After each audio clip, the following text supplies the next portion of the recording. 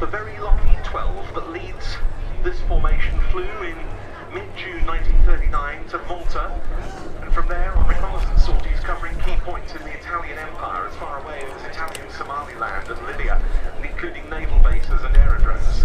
Then on the 13th of August 1939, it made a 6-hour, 10-minute flight to the Wilhelmshaven area of Germany, starting and finishing at its base at Heston, capturing Luftwaffe airfields and the East Frisian Islands.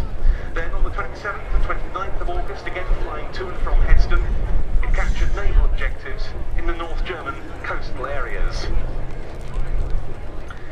Also, this aircraft flew several times to Berlin's famous Tempelhof Airport on business associated with Cotton's cover story. It also visited a major international air rally in Frankfurt.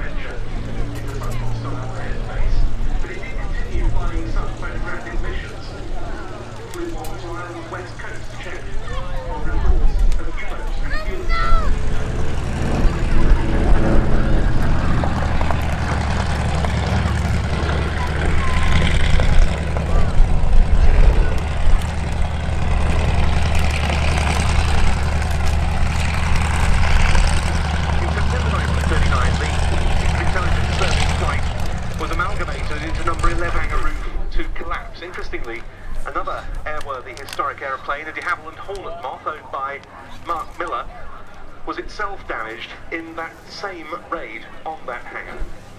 The aircraft was sent to the USA for repair. It spent a period with British West Indian Airways, but otherwise it was in the United States until 2022 when Fighter Aviation Engineering bought it, had it shipped over to Sywell for restoration, which, as I say, was concluded with a maiden flight in March of this year.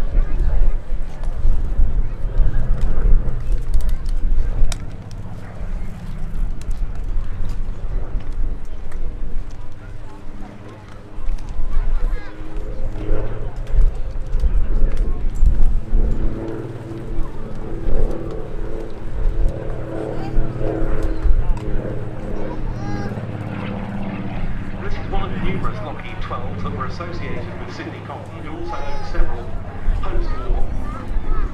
Quite apart from the incredible history of this one, it is an absolutely beautiful aeroplane. A small version of Lockheed's Model 10 Electra, a very sleek, advanced design for the mid-1930s. It's all metal construction and very high top speed of 225 miles an hour, and its long range, which was about 800 miles with standard tankage. Easy to see why it was recommended for use by the SIS.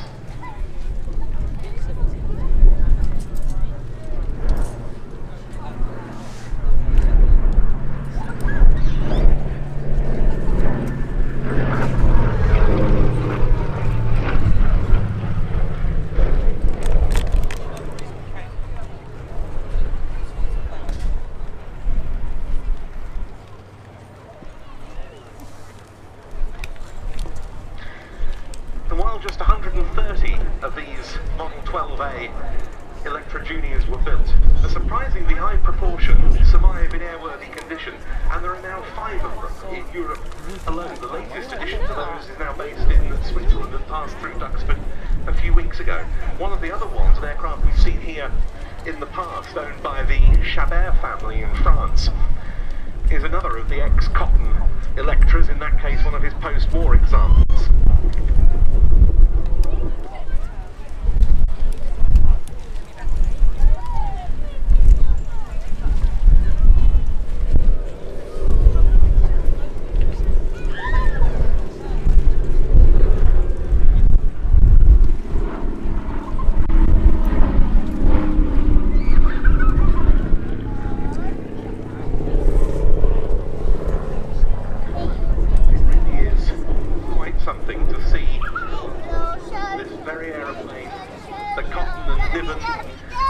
flew into Germany and elsewhere as late as August 1939, flying again in the United Kingdom.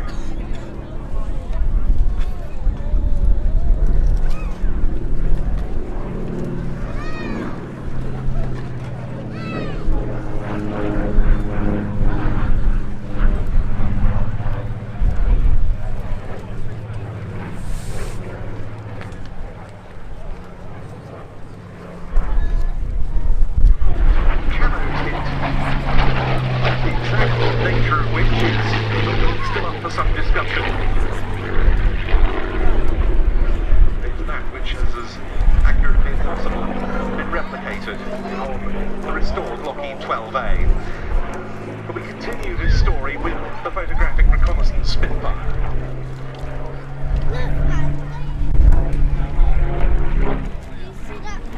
One flying officer Morris Shorty Longbottom, who was already something of a specialist in aerial reconnaissance, issued a memorandum in August 1939 advocating the use of suitably modified Spitfires for photo-recce purposes. The operations by the Electra that we've just seen had helped prove the concept of using a high and relatively fast-flying aeroplane for just those purposes.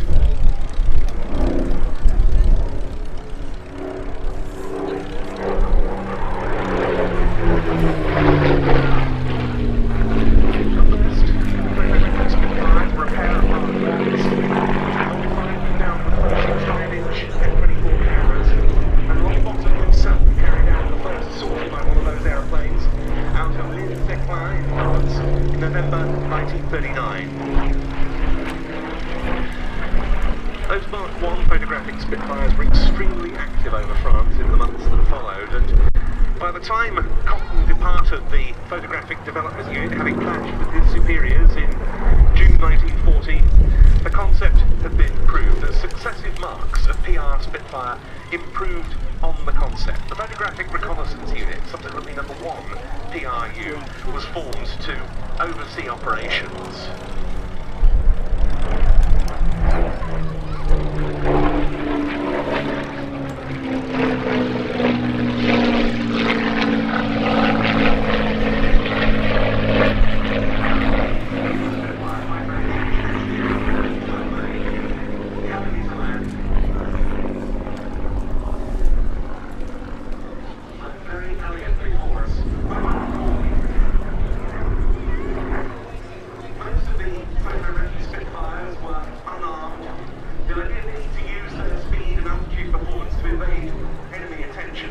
And this marked the PR-11